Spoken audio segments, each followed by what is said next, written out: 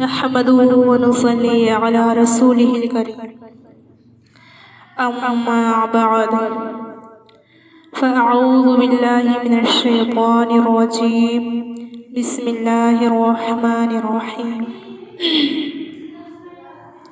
حدیث پاک میں آتا ہے کہ جب اماں خدیجۃ الکبریٰ بیمار ہوئیں اور آپ کے وصال کا وقت قریب تھا تو اس وقت نبی علیہ السلام نے فرمایا، خدیجہ، زندگی اور موت کا پتہ نہیں، اگر تیری موت قریب ہے تو اگر جنت میں جائے تو میری بیویوں کو سلام دے دینا۔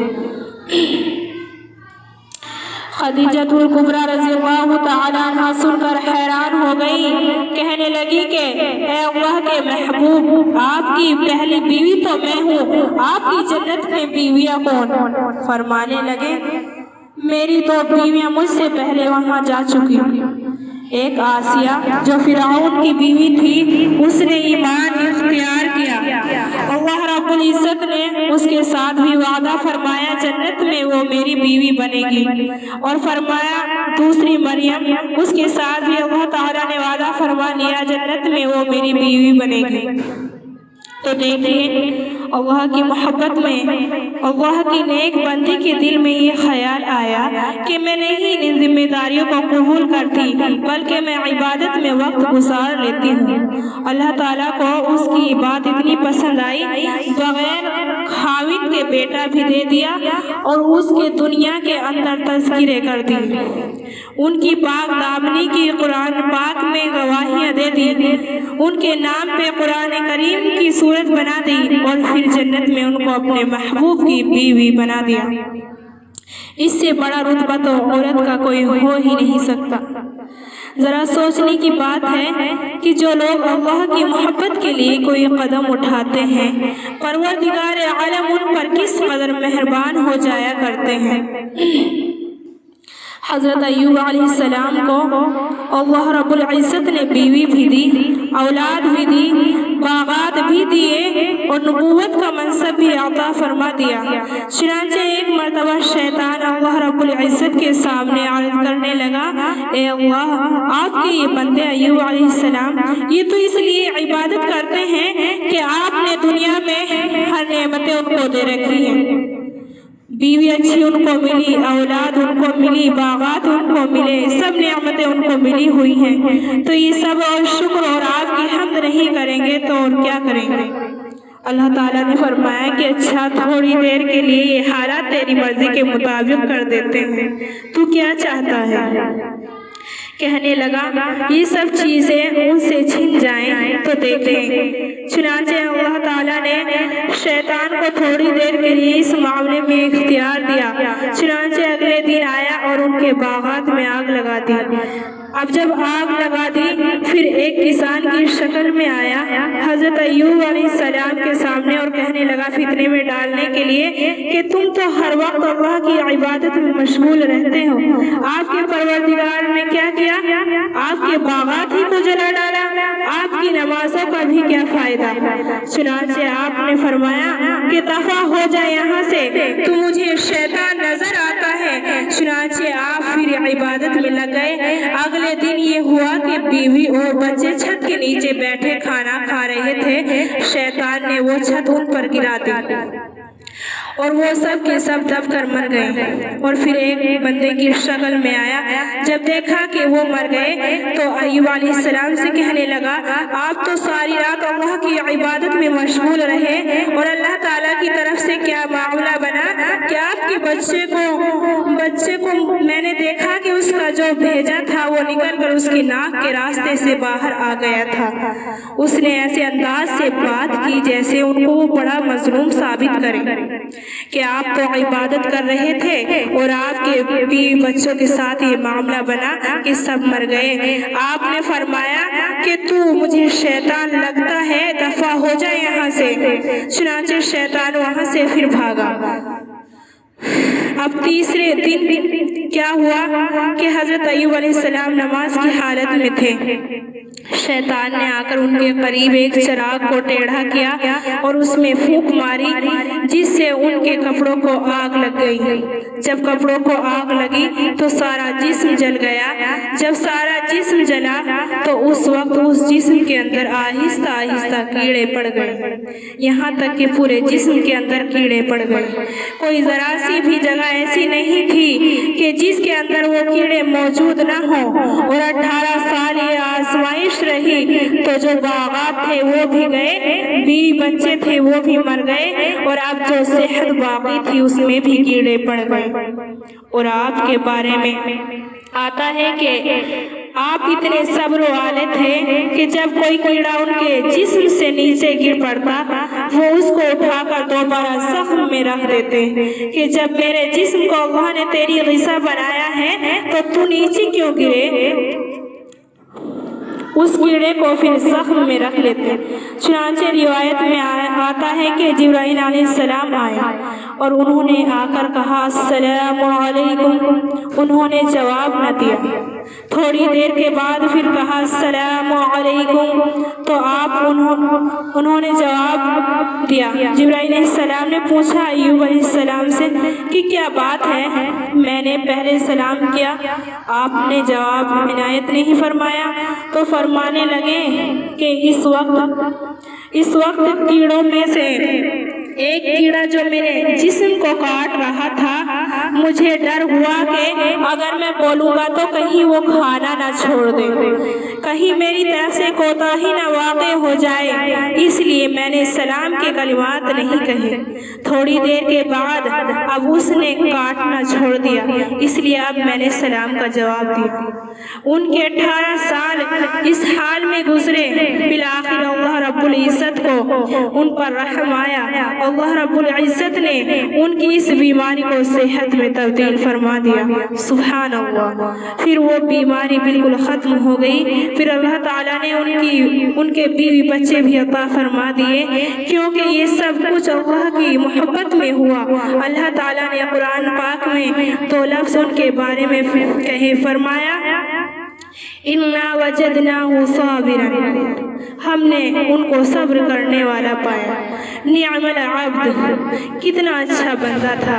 اِنَّهُ أَوَّابٌ، وہ میری طرف رجوع کرنے والا تھا۔ اب دیکھیے کہ اللہ تعالیٰ کا کسی کو یہ کہہ دینا نعم العبد، وہ میرا کتنا اچھا بندہ تھا، یہ کوئی چھوٹی بات ہے؟ نہیں، یہ بہت بڑی بات ہے کہ پروردگار عالم کسی کو آزمائے اور پھر فرمائے نعم العبد، وہ میرا کتنا اچھا بندہ تھا۔ انہو اواب، وہ میری طرف رجوع کرنے والا تھا۔ چنانچہ جب انہوں نے اللہ تعالیٰ کی طرف رجوع کیا اور اس رجوع کا پھر نتیجہ کیا نکلا؟ کیونکہ آزمائش میں پورے اترے تھے، اس لیے اللہ رب العزت نے پھر اپنی طرف سے نوازا۔ چنانچہ اللہ تعالیٰ قرآن پاک میں فرماتے ہیں وَوَهَبْنَا لَهُ أَهْلَهُ وَمِثْلَهُمْ مَعَهُمْ، ہم نے ان کو ان کے اہل خانہ بھی لوٹا دیے، اور جتنے بیوی بچے تھے اتنے اللہ تعالیٰ نے ان کو اور بھی دے دیے۔ اللہ تعالیٰ جب آزماتے ہیں تو نعمت سے محروم کرنا مقصد نہیں ہوتا، صرف امتحان لینا مقصد ہوتا ہے، اور جب بندہ امتحان میں کامیاب ہو جاتا ہے تو پھر اللہ رب العزت اپنی نعمتوں کو دگنا کر کے لوٹا دیتے ہیں۔ وَوَهَبْنَا لَهُ أَهْلَهُ، ہم نے ان کے اہل خانہ کو ان کو لوٹا دیا۔ وَمِثْلَهُمْ مَعَهُمْ، اور ان کے جتنے اللہ تعالیٰ نے اور ان کو اہل خانہ دیے، یہ کیا تھا؟ نعمت من عندنا، یہ ہماری طرف سے ان کے لیے ایک نعمت تھی۔ وَذِكْرَى لِأُولِي الْأَلْبَابِ، اور عقل مندوں کے لیے یہ ایک یادگار بات تھی۔ تو اس لیے جو انسان اللہ کے راستے میں کسی بھی خواہش کی قربانی دیتا ہے، اللہ رب العزت پھر اس کی خواہش کو اپنی رحمت سے دگنا پورا فرما دیتے ہیں۔ تو یہ اللہ تعالیٰ کی رحمت ہے۔ اللہ تعالیٰ اس معاملے میں یہ چاہتے ہیں کہ بندے کے دل میں سب سے زیادہ محبت میری ہو، بس یہ اللہ تعالیٰ کی چاہت ہے۔ چنانچہ ہمیں جس سے جو تعلق ہو وہ اللہ رب العزت کی رضا کے لیے ہو۔ جب دل میں اللہ رب العزت کے لیے تعلق ہوگا پھر اللہ رب العزت کی رحمت ہمارے اوپر ہوگی۔ اس لیے ہمیں چاہیے کہ ہم اللہ تعالیٰ کی محبت میں ہی زندگی گزاریں۔ اللہ تعالیٰ سے اللہ ہی کو مانگیں کہ رب کریم ہمیں ایسی محبت عطا فرما کہ آپ کی عبادت ہمیں کرنا آسان ہو جائے، راتوں کو جاگنا آسان ہو، قرآن کی تلاوت میں ورثہ آنے لگ جائے، ہمیں سجدے کا سرور نصیب ہو جائے۔ آج ہم اپنی عبادتوں کو تو دیکھیں، ہماری عبادتیں ایسی ہیں اللہ کے سامنے کھڑے ہوتے ہیں، نماز کی حالت میں ہمیں دکان یاد آ رہی ہوتی ہے، ہمیں گھر یاد آ رہا ہوتا ہے، ہمیں اپنے دوست یاد آ رہے ہوتے ہیں۔ یہ کیسی عبادتیں ہیں، کھڑے پروردگار کے سامنے ہیں اور دنیا کی یادیں پھر بھی جان نہیں چھوڑتی۔ یہ بے ذوق سجدے، یہ بے سرور نمازیں جب ہم اللہ کے یہاں لے کر جائیں گے، ایسا نہ ہو کہ ان کو اٹھا کر کوڑے کرکٹ کے ڈھیر پر ڈال دیا جائے۔ میرے بندے، میرے گھر میں آ کر بھی تو غیر حاضر ہوا کرتا تھا، میرے بندے میرے گھر میں آ کر بھی تو غیر حاضر ہوا کرتا تھا۔ اتنی دنیا کی محبت تیرے دل میں تھی کہ تو ادھر سے اپنے آپ کو فارغ نہیں کر پاتا تھا۔ ہمیں چاہیے کہ اللہ رب العزت سے اس کی ایسی محبت مانگے کہ جب نماز کی تکبیر کہیں تو ساری دنیا کو بھول جائیں اور ایک اللہ کی یاد میں ڈوب جائیں۔ اللہ رب العزت ہمیں ایسی نمازیں پڑھنے کی توفیق عطا فرمائے اور قرآن مجید پڑھنے کا ہمیں شوق عطا فرمائے کہ ہمارے اسلاف کو اللہ رب العزت نے وہ عشق دیا تھا کہ ان کے واقعات کو پڑھ کر حیران ہو جاتے ہیں۔ کتابوں میں لکھا ہے کہ ایک نوجوان تھا، حافظ قرآن تھا، حافظ حدیث تھا، اللہ رب العزت کی اس پر خاص رحمت تھی۔ جب اس کا نکاح ہو گیا تو اپنی بیوی سے ملاقات کے لیے کمرے میں پہنچا۔ اس وقت کی سنت یہ ہے کہ 2 رکعت نفل پڑھی جائیں، میاں بھی پڑھے بیوی بھی پڑھے، تاکہ اپنی زندگی کی ابتدا اللہ سے مدد مانگ کر کی جائے۔ چنانچہ بیوی نے تو نفل جلدی سے پڑھ لی اور یہ نوجوان جو نفل پڑھنے کے لیے کھڑا ہوا تو قرآن مجید کی تلاوت کرنی شروع کر دی۔ تلاوت کرتے کرتے اس کے ذہن سے خیال ہی نکل گیا۔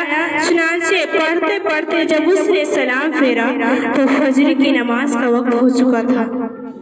تب اسے احساس ہوا کہ بیوی تو انتظار میں تھی۔ اس نے بیوی سے معذرت کی اور کہنے لگا کہ اچھا، میں پھر دوبارہ آپ کے پاس ملنے کے لیے آؤں گا۔ مسجد میں چلا گیا۔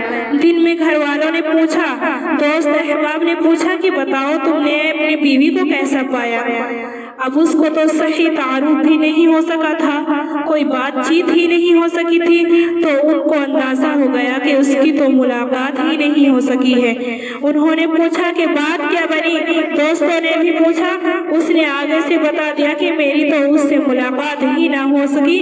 تو کچھ دوستوں نے انہیں خوش طبعی میں چھیڑنا شروع کر دیا کہ تم بھی کیسے نوجوان ہو اور کیسے مرد ہو کہ اپنی بیوی کی طرف توجہ ہی نہیں کی۔ اس نے قسم کھا کر کہا کہ میں تو 2 رکعت کی نیت سے مصلی پر کھڑا ہوا تھا، قرآن نے مجھے ایسا اپنی طرف متوجہ کیا کہ میرے ذہن ہی سے نکل گیا کہ یہ میرے لیے شادی کی پہلی رات ہے۔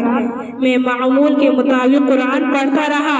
جب میں نے سلام پھیرا تو صبح صادق کا وقت قریب تھا۔ ایسی ان کے دل میں قرآن کی محبت ہوتی تھی کہ جو ان کو دنیا سے بیگانہ کر دیا کرتی تھی۔ یہ نعمت اللہ ہر ایک کو نصیب فرمائے، آمین۔ وما علینا الا البلاغ۔